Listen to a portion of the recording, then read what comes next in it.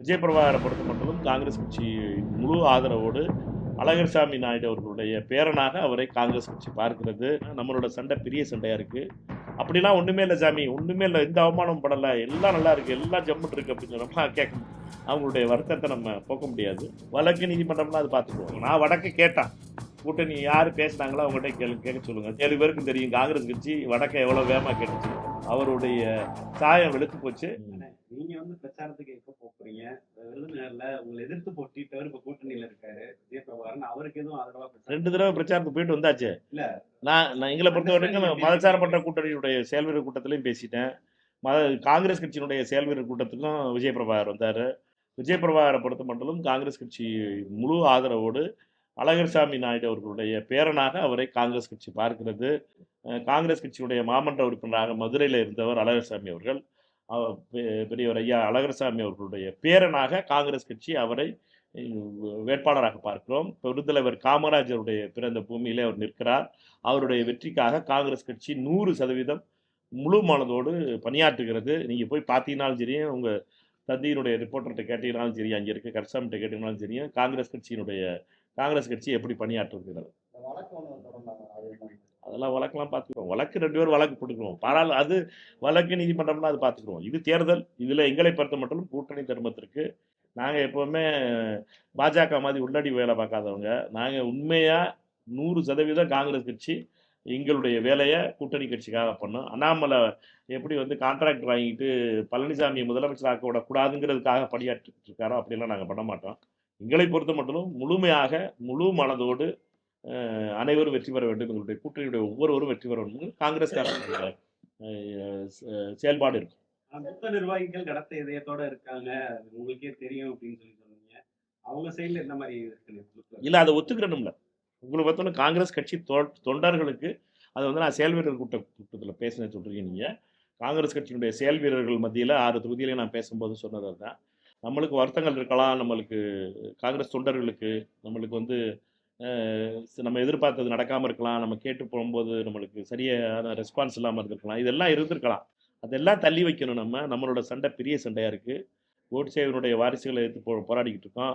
அவங்களோட அடிமையாகி தொலைஞ்ச பழனிசாமி நம்பியார் செட்டோட நின்று சண்டை விட வேண்டியா இருக்குது. நம்பியார் செட்டுன்னு சொன்ன தினகரனும் அங்கே போய் நிற்கும்போது நம்மளுக்கு அதை விட பிரச்சனையாக இருக்குது. இதனால் என்னட்டுன்னா நம்மளை பொறுத்தவரையிலும் நம்முடைய சண்டை என்பது பெரிய சண்டையாக இருக்குது. அதனால் இந்த சின்ன சின்ன விஷயங்கள் நம்ம தள்ளி வச்சுக்கிடுவோம். நானும் அதில் உங்களுடைய வருத்தத்தை புரிஞ்சுக்கிறேன்னு சொல்கிறேன். அது என்னட்டா, அது ஒரு விஷயத்தை நம்ம அவங்களுடைய வழியை புரிஞ்சு கொண்டு மூவ் பண்ணோம்னா தான் பண்ண முடியுமே ஒழிய அப்படிலாம் ஒன்றுமே இல்லை சாமி, ஒன்றுமே இல்லை, எந்த அவமானம் படலை, எல்லாம் நல்லா இருக்குது, எல்லாம் ஜம்முட்டு இருக்குது அப்படின்னு சொன்னோம்னா அவங்களுடைய வருத்தத்தை நம்ம போக்க முடியாது. அதனால் அது காங்கிரஸ் செயல் வீரர்கள்கிட்ட பேசின பேச்சு. அது என்னை பொறுத்த மட்டும் எல்லாரும் அதை ஏற்றுக்கொண்டு பணி தொடருது. எல்லா தொகுதியிலையுமே நீங்கள் பார்த்தீங்கன்னா காங்கிரஸ் தோழர்களுடைய பணிங்கிறது எங்களுடைய பணி எப்பொழுதும் நாங்கள் எப்படி பண்ணுவோமோ, எந்த ஒரு எதிர்பார்ப்பும் இல்லாமல், எந்த ஒரு சுணக்கமும் இல்லாமல், எந்த ஒரு தேவையில்லாத பிரச்சனையும் பண்ணாமல் காங்கிரஸ் கூட்டணியால் இருக்கும்போது காங்கிரஸ் தோழர்கள் பணியாற்றுவது என்பது எங்களுடைய பழக்கம். அதை தொடர்பு அடுத்தே சொல்லிட்டார் அவர். அது தொகுதியில் அடுத்த நாளே அவர் தெளிவுபடுத்தாரு. அதுக்கெல்லாம் பிரச்சனை ஒன்றும் இல்லைன்ட்டார். அப்போ அவரை பொறுத்த வரைக்கும் அவருக்கு சட்டமன்ற அவங்க ஊரில் கேட்டாங்களாம், சட்டமன்ற தொகுதியில் 2 நாள் நீ வர்றதே போகிறதே இல்லைன்னு ஒன்று. அதுக்கு அவர் சொன்ன டைலாக் தான் அந்த டைலாக். மதுரை வடக்க பெற்ற தீர்ந்தடி வீரப்பன் பேசின மாணிக்காவது இன்னைக்கு அது வடக்க பெற முடியாத சூழ்நிலை அவர் என்னை பற்றி புறத்துல தகுதியில் சொல்லி அண்ணாமலை. சரி, இப்போ திருப்பி வருவோம். நான் வடக்க கேட்டோம். கூட்டணி யார் பேசினாங்களோ அவங்ககிட்ட கேட்க சொல்லுங்கள். திமுகவோட 7 தலைவர்கள் உறுப்பினர் இருந்தால் 7 பேருக்கும் தெரியும் காங்கிரஸ் கட்சி வடக்கை எவ்வளோ வேகமாக கேட்டுச்சுன்னு.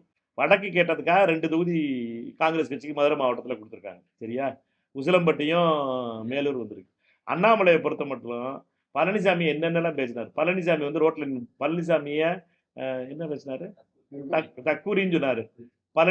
எடப்பாடி பழனிசாமியை அதுக்காக தான் அண்ணாமலை இந்த வேலை பார்க்குறாரா? தக்குரி பழனிசாமின்னு சொன்ன அவர். அதனால அவ்வளோ ஒரு பெரிய மனுஷனை, வயசான ஒரு முன்னாள் முதலமைச்சரை தக்குரின்னு சொன்ன அண்ணாமலை இப்போ அதை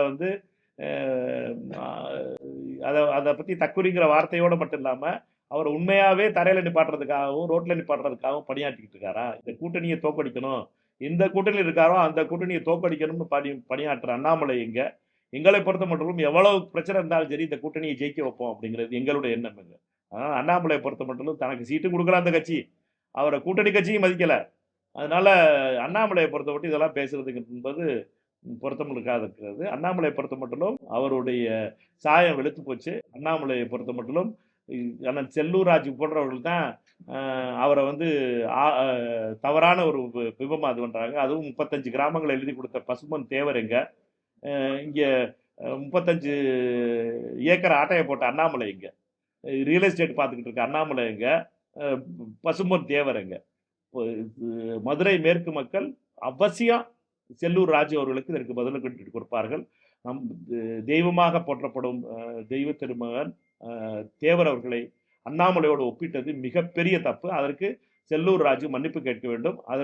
அவரை பொறுத்த மட்டும் அண்ணாமலையோடு அதாவது ஒரு தெய்வ மகனாக இருந்த, திருமணம் செய்து கொள்ளாமல் ஏழைகளுக்காகவும் ஒடுக்கப்பட்ட மக்களுக்காகவும் குரல் கொடுத்த, தைரியமாக குரல் கொடுத்த தேவரங்க இங்கே பார்த்தீங்கன்னா இது பண்ணுற எல்லா டக்கால்ட்டி வேலையும் பண்ணிட்டு அண்ணாமலை திரிகிறது.